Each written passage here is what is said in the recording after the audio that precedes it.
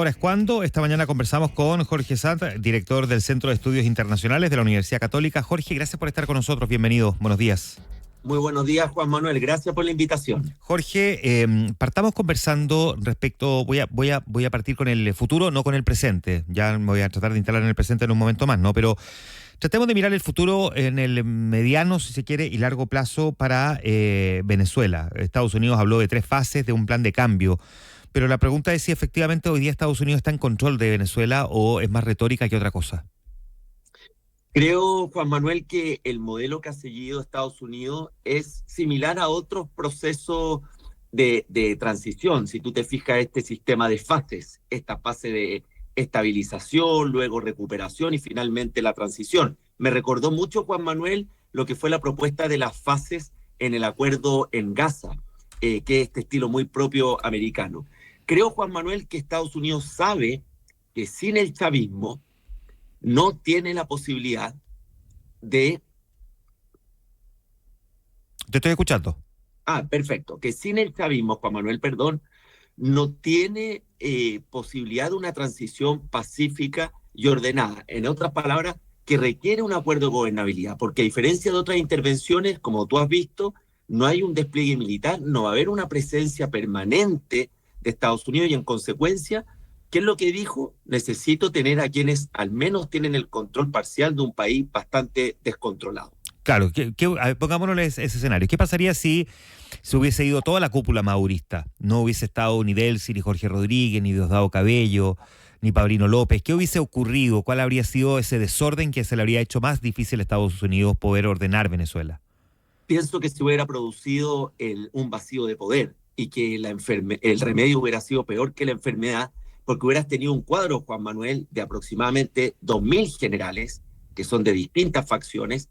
Luego hubieras tenido un enfrentamiento entre los distintos actores y eventualmente podrías haber tenido un golpe de Estado al interior. Y eso, obviamente, Juan Manuel, hubiese tenido efectos para América Latina, podría haber generado un nuevo flujo migratorio al estilo del 2017, que fue la última gran oleada, y un impacto directo en Estados Unidos, teniendo también efectos en los niveles de aprobación del presidente Trump. Entonces, creo que han tratado de actuar con realismo, con pragmatismo y sabiendo que, y esto es muy importante, Juan Manuel, que la aproximación de Trump 1.0 en su primer mandato con la oposición no le dio resultados.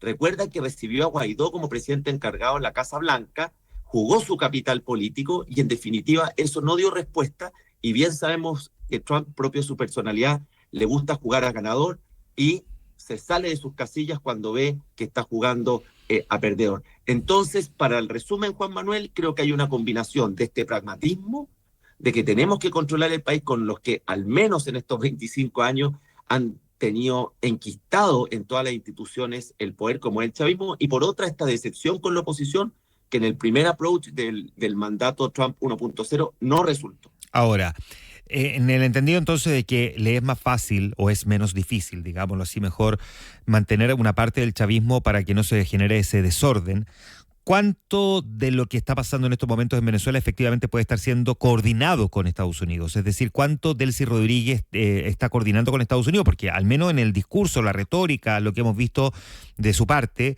es que no están en una conversación con los norteamericanos. Yo creo que esta es una coordinación, Juan Manuel, con la pistola sobre la mesa. Pasamos de la guerra psicológica a una presión militar y financiera. Y tú podrías decir, ¿en qué se basa la militar? Que Estados Unidos ya actuó. Por lo tanto, ya pasó de la retórica a la acción. Entonces, yo veo acá un delicado equilibrio, pero donde Estados Unidos, desde el punto de vista financiero, económico y militar, tiene el sartén por el mango. Con la pistola sobre la mesa, entonces, Estados Unidos conversa con los que hoy día quedaron a cargo. ¿Qué es lo que Estados Unidos le podría estar exigiendo a ellos en las siguientes etapas, entonces? Acá, Juan Manuel, yo veo una dualidad, porque todos centran la atención en el presidente Trump, en sus declaraciones, en el foco en el petróleo, en este compromiso del acuerdo de venta que Trump ha anunciado unos 50 millones de barriles. Para tener un orden de magnitud, hoy día produce cerca de 900.000 barriles diarios Venezuela, un tercio de lo que era pre-Chávez. Entonces, por una parte está Trump, el petróleo y esta cosa un poco imperial que le hemos visto en sus declaraciones, pero por otra está Marco Rubio, el secretario de Estado, para quien esto ha sido una cruzada personal por más de 15 años. Y ahí es donde yo, Juan Manuel, veo un reordenamiento geopolítico. ¿En qué sentido? Ujú. Uno, que Estados Unidos vuelva a esta doctrina Monroe 2.0 con su estrategia de seguridad nacional, de control de los recursos estratégicos y de contener el ascenso de potencias extranjeras, especialmente China, que ha tenido cada vez mayor control de ciertos activos estratégicos. Estamos pensando en minerales, petróleo, infraestructura, etcétera.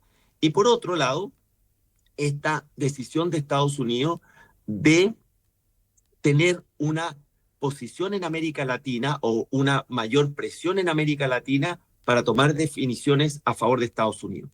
¿Dónde yo veo, dónde yo cuestiono la sostenibilidad de esto en el largo plazo? Que hasta el momento la aproximación de Estados Unidos ha sido solo con garrote, ha sido más bien, Juan Manuel, coercitiva. Pero ¿dónde está la zanahoria? Porque si tú lo llevas a esta gran rivalidad del siglo XXI con China, China también está apostando en América Latina con inversión, es el principal socio comercial de América del Sur.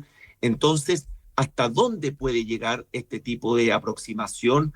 ¿Hasta dónde puede llegar Trump con el garrote, que no solamente lo está haciendo con países como Cuba y Venezuela, que son dictaduras, Claro. sino también con democracias, más allá de los niveles de popularidad de esos presidentes? El caso de Colombia, recuerdas tú, Panamá, Ahora, México. perdona Jorge, pero en la lógica es tratar de estabilizar un país como Venezuela, pero al mismo tiempo, y lo que uno puede entender es como el principal objetivo, ¿no? Expulsar del patio trasero norteamericano. Yo sé que suena muy despectivo, pero estoy pensando en la lógica norteamericana, a países como Rusia, China y probablemente otros secundarios como Irán e incluso Corea del Norte. ¿No se corre el riesgo de generar una desestabilización mundial solo por estabilizar a una nación? Yo creo que el riesgo, Juan Manuel, en esta doctrina o en este orden mundial que iría hacia las esferas de influencia, Ujú. Estados Unidos, entre comillas, su barrio, el hemisferio occidental. China, Asia para los asiáticos. Y Rusia, tú bien sabes que era el argumento cuando decía que la OTAN estaba en la puerta de la entrada con Europa del Este y los países bálticos, es que ese delicado equilibrio de la zona de influencia requiere un acuerdo de las potencias. Pero la gran pregunta es, ¿qué pasa si una potencia no cumple ese acuerdo? Y ahí podríamos nosotros visualizar en el largo plazo un riesgo mucho mayor en un orden mundial que viene hace más de 2 décadas erosionando sus normas internacionales y que lamentablemente después de tantos esfuerzos se ha relegitimado el uso de la fuerza en las relaciones internacionales, algo que se trató de evitar después de la Segunda Guerra Mundial. Hablemos un poquitito de eso también entonces, porque el orden mundial parece que hoy día está superado en la práctica, ¿no? Ese orden mundial que tiene un nombre por algo, ¿no? Sí, por algo se le describe de esa manera, no está ordenando mucho la cosa. Hoy día parecía que la comunidad internacional no había tenido capacidad alguna de poder resolver una situación como la de Venezuela. ¿Existía realmente el orden mundial o el orden mundial de alguna forma se desordenó? Yo pienso que ya hay placas tectónicas que se vienen moviendo con fuerza hace más de 10 años y la erosión del sistema internacional, podríamos decir que probablemente su punto de inflexión fue con la invasión de Estados Unidos a Irak el 2003. Pero si tú lo llevas a otros planos, Juan Manuel, veamos lo que ocurrió el año pasado en materia comercial. El sistema internacional comercial también fracasó. Claro. Los aranceles recíprocos de Trump, veamos el caso de Chile, violaron todos los tratados de libre comercio y las reglas que había en la materia. Lo que ocurrió entre Israel y Gaza también supuso que el derecho internacional más básico humanitario tampoco fue respetado. ¿Qué hablar de la anexión de Rusia de una parte de Ucrania? Entonces, esta es una tendencia que se venía ya manifestando y que hoy día se hace muy visible por la forma en que se generó la captura de Maduro. Pero a la vez, Juan Manuel, la elección de julio del 2024 demostró que la vía negociada, institucional, los acuerdos de Barbados, los esfuerzos diplomáticos, no dieron resultado porque solo lograron darle oxígeno a Maduro, ganar tiempo. Y ahí Estados Unidos construye esta narrativa con el cartel de los soles, con Maduro, que ya no es un jefe de Estado, sino el líder de una red criminal.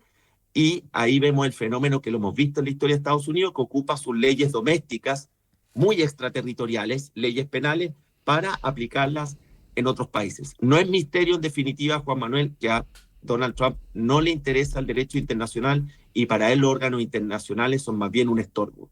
Ya, y en eso entonces uno podría esperar un eventual siguiente paso norteamericano. Yo sé que Donald Trump muchas veces habla más de la cuenta y le gusta tener el protagonismo girando en torno a él, ¿no? Pero en las últimas 48 horas ha amenazado desde Colombia hasta Dinamarca por Groenlandia. Sí, este es el patrón de Trump, que es maximalista, que parte yendo más allá y luego tantea el terreno de cómo reacciona su contraparte.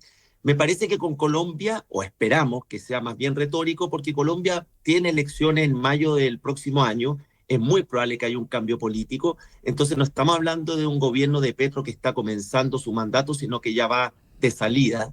El caso de Groenlandia tiene una complejidad mayor porque Dinamarca forma parte de la OTAN y ahí ya entraríamos en otra discusión, pero claramente este orden internacional, llamemos más basado en la fuerza, donde esa fuerza proviene de la principal potencia, genera mayor incertidumbre y para países medianos pequeños como Chile no es una buena noticia en definitiva porque nosotros necesitamos de estas reglas internacionales, necesitamos mayor predictibilidad y necesitamos ciertos diques de contención, que era lo que veníamos acostumbrados en las décadas pasadas, más allá del hecho histórico, que no hay que desconocerlo, de la caída de Maduro y que hoy pareciera que está alineado a los intereses Claro. de la comunidad, al menos latinoamericana. Última pregunta entonces, Jorge. Uno podría imaginar que no va a haber una nueva incursión militar en Venezuela, más allá de que el presidente Trump diga que si no hacen lo que yo digo, Delcy Rodríguez podría sufrir algo peor que Nicolás Maduro.